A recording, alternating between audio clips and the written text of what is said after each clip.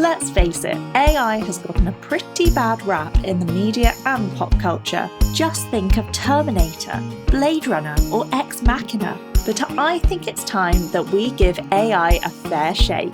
Welcome to Practical AI, the Capacity for Good, where we speak with some of the brightest minds in the industry about the exciting intersection of AI automation, customer support, and customer experience, and how we can use the latest and greatest technology to help teams do their best work. Hello, my name is James Diel. Welcome to Practical AI, the Capacity for Good, where we sit at the intersection of AI, automation, and experience, and seek to uncover actionable insights for those looking to improve their customer and employee experiences. Joining me today is David Karandish, our founder and CEO here at Capacity. David's a distinguished entrepreneur with 20 plus years of experience in online advertising, SaaS, and AI. Previously, he helmed Answers, a Q&A and content platform, elevating customer experiences for Fortune 500 companies and top retailers.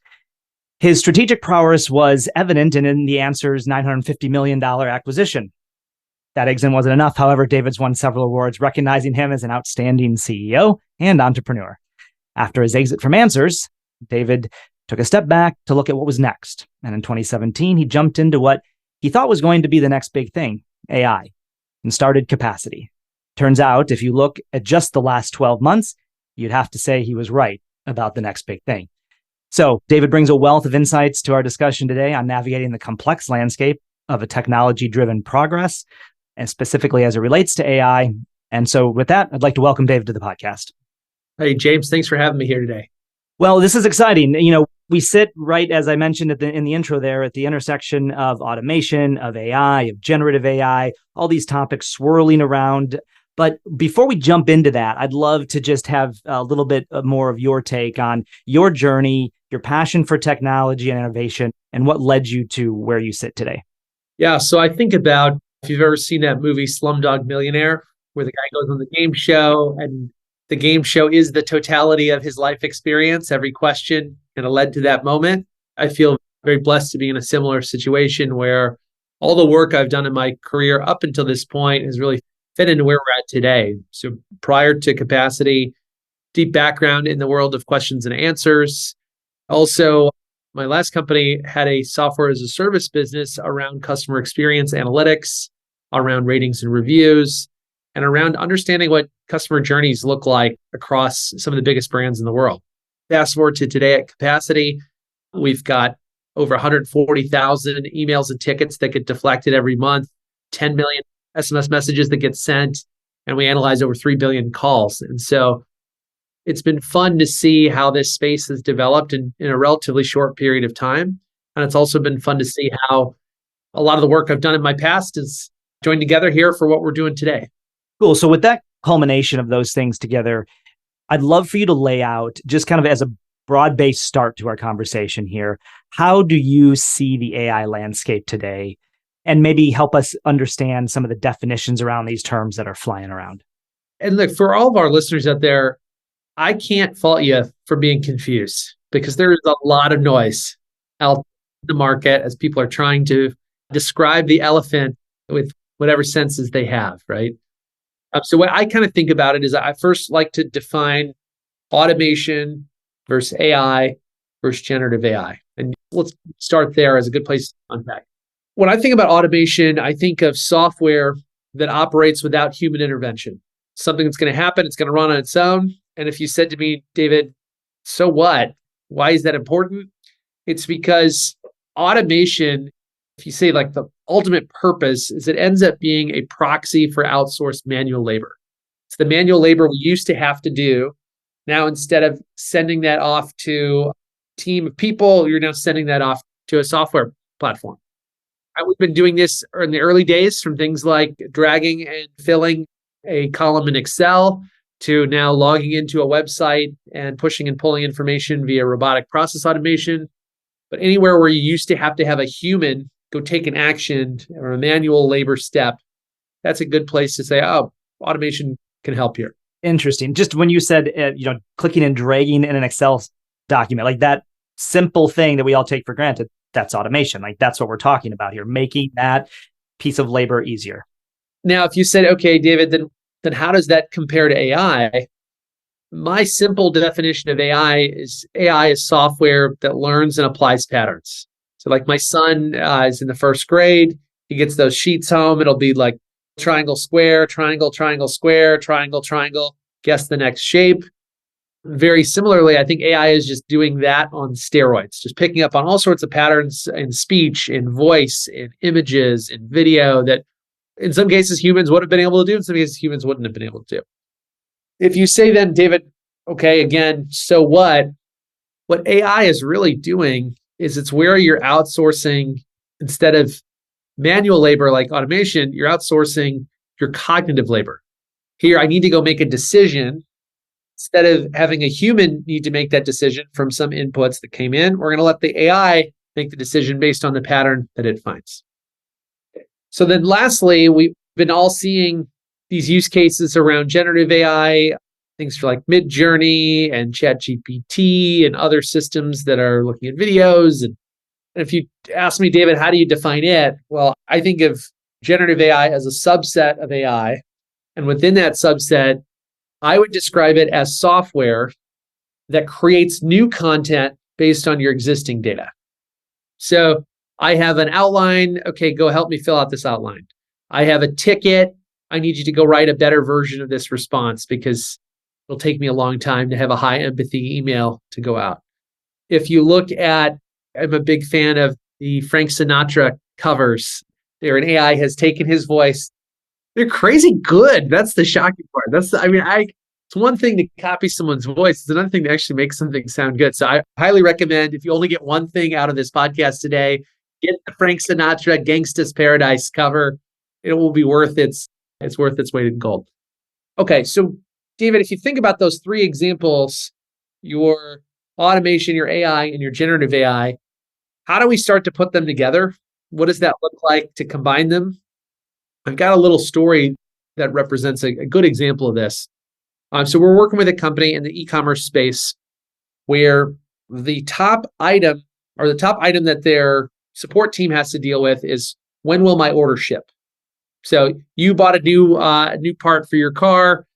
You're trying to get some underlights underneath your ride, really pimp your ride out.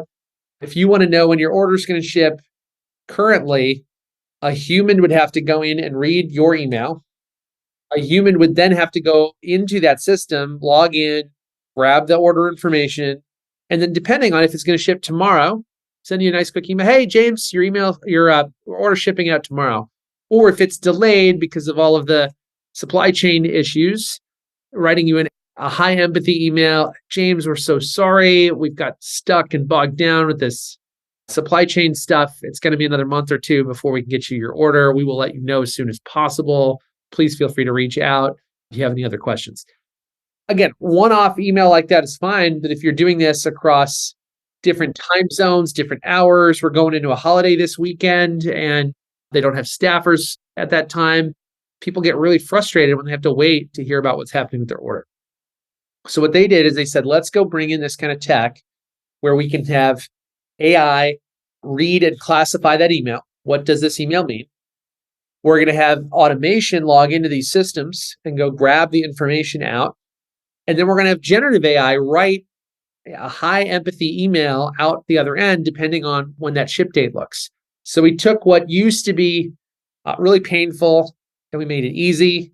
We took something that was very repetitive and we made it scalable. And we took something that frankly was a challenge and we just made it accessible to their whole cohort. So that's a good example where you could put all three of these together and end up in a much better spot in the other end.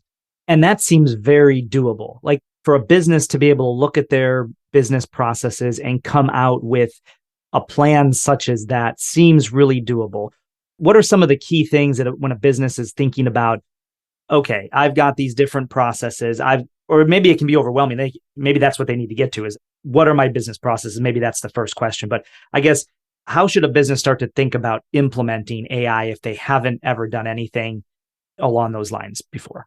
So I think about it in kind of two forks in the road. The first fork in the road is Do I have a specific use case I know we've identified, we've got budget for, and we just need to go apply this technology out to go solve it? The second path on the first fork is I don't even know where to get started. I know we need to implement this stuff. And I think a lot of businesses are right there. I think that's where a lot of businesses are today. In that case, we would actually recommend before you go pick a vendor and jump through all these hoops, do an AI assessment.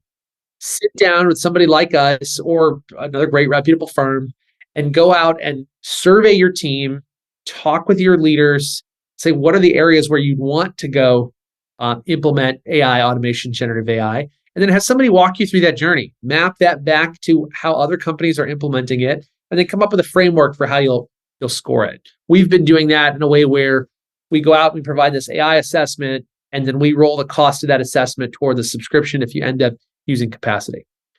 The second kind of fork in the road that we see is, and within that, do you want to go internal or external? So team member facing, customer facing. And then you're trying to go for immediate dollar impact or SAT impact. So ESAT or CSAT. So that's kind of a 2x2 matrix. We put almost every opportunity through team members or customers, immediate dollar impact or SAT impact. Are you seeing as businesses look, well, let me ask this first, because this is kicking around my head. Is there any business that should just ignore this whole AI trend and say, this isn't for us, we don't need to even look at this? Like, can you think of, is there any business that shouldn't be thinking about if they're going to stay competitive in the market? No. But I will say this, how you implement it is going to differ depending on the use case. So I'll give an example. Let's talk about the financial services world. We have some clients who are like, our website is our biggest branch. And therefore, like being able to give a timely answer to the questions that come in is so important. And so we want to be able to have a bot on that website that can answer questions 24/7. But then I've talked with wealth management advisors who are like, David, we've got clients who are very high net worth individuals. They expect to be able to talk with someone. They're not going to go talk with this bot, or we're afraid to put up the bot. And I think they have a point. I may think that, hey, adding the bot is just another channel, but even if you ignore that for a minute, where you can start to implement this technology is on the other end, where if you're talking with your wealth advisor and you ask the wealth advisor for a 529 plan to help set up for your kids' education, on the other end of the spectrum, the AI is actually pushing to the advisor the articles, the Q&A, and the things you want to go read. So which parts become truly self-serve versus agent assist are very important. The other thing I would say in terms of like the third mega use case are the campaigns and workflows. How do we go reach out to our customers in a compliant way, in a way that doesn't run afoul of any spam laws or laws around delivering SMSs, or doesn't degrade your social performance, but being able to push out campaigns and workflows across your major channels would kind of be the third use case. So self-serve, agent assist, and campaigns and workflows. I'd be curious for your take on this idea. As businesses think about adding AI, there's a lot of people are worried it's going to replace people's jobs. People are going to lose their jobs. Businesses are going to become less personable. Obviously, businesses are typically exist to make money and create value for their shareholders and their customers. But money is a big part of that. How do you think a business should try to be motivated when it comes to these implementations of AI? Is it about improving the experience? Should they be looking at the bottom line? You can argue with both, right? But I mean, I've had some people tell me a business should not be looking at the bottom line. They should be looking at how to improve the customer experience, and that'll bleed through. And others say, if you don't look at the bottom line, I mean, that's why you look at these technologies, to improve the bottom line. I'd love to kind of hear your thoughts around that. Yeah, I mean, there has been long-running evidence around the companies that have the best customer experience tend to outperform the market on the whole. Whether you look at someone like an Apple or a Chick-fil-A, regardless of your perception of the products themselves, these are companies that are world-renowned for having a great customer experience. And so I don't think you should ignore CX because it might not have an impact on this immediate quarter. At the same time, I think there are wins you can go get that can either save you costs or help drive new revenue immediately as well. So I don't really think of it as an either or. I think of it as a both and, depending on what your specific use cases look like. I'm talking with one organization in the healthcare space where their customer sat scores are highly correlated with what their revenue looks like. I'm talking with another company that's like, we're really trying to grow our customer base without having to linearly throw people at the problem. And so depending on what your specific use case is, you might lean on a little bit more on one side of the fence than the other. But ultimately, if you don't create a great customer experience, you don't create a great team experience, you're not going to improve your revenue or cut your costs. So when you start to look towards the future and you think about AI, what are you most excited about it feels like these large language models are getting faster, smarter by the day almost, right? So what gets you excited about how the advancements we're seeing in AI, in generative AI in particular? Or are there any other types of AI that are coming down the pipe that people are talking about? Yeah. So James, I've got 4 kids and I know you got a bunch of kids too. And seeing your kids grow, there's an awe, it's a spiritual thing to see your kid grow up, right? And I think what we're seeing is that as this technology continues to mature, much like seeing a child grow, you're seeing the technology take on more and more use cases that it couldn't do before. So like a few years ago, we were just trying to get the AI to understand what you meant by typing in 8 words. Now we've got the AI reading documents and responding to tickets and reading emails. I think the big leap is going to happen when these systems move from being primarily pull, let's wait for somebody to do something and then we'll react, to push, we're going to be proactive and send you something. I got in a little Apple, I think it was an Apple Maps alert the other day that a highway was closed and I should take a different route. And I was very thankful that whoever is running the AI back there knew to send me that message or within that app, because it helped me save some time. And it was a proactive, not a reactive kind of move. I think that's fundamentally going to be a big shift that we see. I also think that as we've connected so many apps to the cloud, those apps are now accessible, these AIs as well. So it's not just private knowledge bases, it's connecting all your apps, all your documents, all of your people for who knows what, in what departments, what divisions, et cetera. That's a really interesting thought. I mean, if you think about the journey you were on and align that to the customer journey, you got that bump that was super impactful at the time you received it. And if a company were to think about their customer journey the same way, where can those proactive engagements start to come out? That can be a game changer for customer satisfaction and for the experience, right? The other thing too is that up until recently, most AI interactions have been single channel. I'm on a website, I'm chatting with someone, and then if I go to the call, it's completely gone. Or I'm on SMS, I'm scheduling an appointment, but then when I'm on social, they don't know who I am. And so I think the next phase is going to be a true omni-channel support automation platform where it doesn't matter if I'm on the web or SMS or Slack or Microsoft Teams, or I'm on email, or I'm on my favorite social site.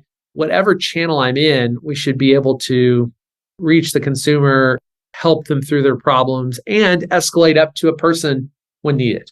So then I'd love to hear, we talked about what you see coming. What are you afraid of with AI? Are you afraid of anything? I mean, is there anything that keeps you up at night as it relates to the rapid exponential growth of AI intelligence?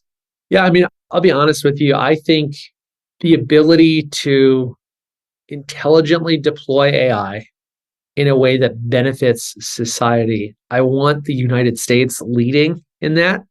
I don't want the United States following other countries in that. And so when I think about what happened with the birth of the internet, the US really led the charge in making sure that the internet got out, it remained open. There's a reason you don't pay for every email that is being sent and received. That was proposed by certain people at certain times. I want to make sure that this technology can be used responsibly, which means that the US needs to continue to lead. It means that the US needs to continue to get investment in the areas, and that US companies need to be the first ones in line to go try this stuff out. I think if we cede our leadership position in AI to other countries, we're going to regret it because they may or may not share our same cultural values. Yeah, I couldn't agree more. That's a really good point. So what about security? So we're talking about how do we make sure that this is available and accessible and safe, and the United States is leading the way in that, having had a good experience with leading the way in internet, as you indicated. What about security? How should businesses think about securing this AI and their data, both private data, public data? Seems like there's a whole bunch of things to think about when it comes to security with regards to AI. Yeah, I think there's a kind of a good CS analogy to this. I remember when I was taking computer science classes at WashU, at that time, I don't know if they still do it now, but at that time, they put everybody through the Java programming language. And one of the things I remember and I haven't coded in Java for years, but one of the things I remember is there would be 3 types of classes. There were private classes, public classes, and protected classes that sit in between. And so when I think about how organizations need to think about their data, they need to think about it in 3 ways. There's stuff that should always be private within the organization. We cannot let it out to anyone outside of our 4 walls. And there's stuff that's public information that we can go utilize to our best efforts and go do what we can. And then there's protected information that's important, but we need to work with a trusted vendor to be able to handle that. I think how you set up your data architecture for those 3 lanes is going to determine whether, as a bank, you're running into compliance issues getting AI off the ground, or you're leading the charge and creating a great customer experience. So how that stuff gets deployed, I think, is very important. The other thing I would say is that there are standards that companies need to adhere to be SOC 2 compliant, to be GDPR compliant, to be HIPAA compliant in order to work with certain types of data. And so if I was assessing a vendor, I would want to make sure that they could meet whatever criteria standards we need for the sensitivity of that data. So kind of as we start to wrap up the conversation here, love to get your take on, if you were to kind of think about the top 1 to 3 things that a business should think about as it contemplates. We've laid out kind of the process that they should maybe go through, but what are the couple of things they should be thinking about as they approach implementing AI in their customer journey and their customer experience? Yeah, I mean, like we said earlier, the first thing is do an AI assessment so we can all get the executive team on the same page for how we need to go implement this tech. The second thing is don't be afraid to start small. Start with a small WN use case that can prove the technology out that you can grow and iterate from. And then lastly, with any kind of project like this, you always want to start where the resources are aligned, where you don't need to devote too many resources or you're undercutting the value of the savings, but you also don't devote too few resources to make sure it doesn't get off the ground. So having the right resources, getting that small WN, and getting your team aligned around an AI assessment would be the first few things I would do. Great advice. All right, so one final question. But before that, any final thoughts? Because this last question will kind of take us down a tangent that I take all my guests down here. So any final thoughts specifically on AI here as we wrap up? My last thought is that similar to the 80s, where you didn't want to be the last company with a computer, and the 90s, where you didn't want to be the last company still on DOS, and the 2000s, you didn't want to be the last company with a website, and the 2010s, you didn't want to be the last company with a mobile experience. In the 2020s, you don't want to be the last company with an AI. So because this podcast is focused around customer experience and how AI impacts that, let's just set aside the AI though piece for a minute and talk about experience. When a business creates an experience for their customers, typically what they're doing is creating a memory. That experience creates memories. Memories are what people hold on to. There's not many other things we can hold on to in life other than memories. And even, and we can't take anything with us, and even our memories sometimes go just before the end, right? But memories are the last thing to go, typically, when it comes to the experiences we have in life. So if you could step back and create an experience for yourself, for your family, that would in turn create memories, what would that be? Or what type of thing is that you might do? When I think about creating a great customer experience within my family, I think us being together, working on a project, then enjoy on the other end. And I don't mean necessarily got to go build something big, but it might just be like a great cooking night. We all were doing, learning to cook chicken pho a few months ago. And, I've got one daughter chopping up the cilantro, and somebody else is helping me with the jalapenos, and somebody else is helping me with the broth. And we got the chicken grilling. And it was just a great experience to come together as a family, work on a little project, and then get to enjoy the fruit of our labor. Have a great discussion at the dinner table afterwards.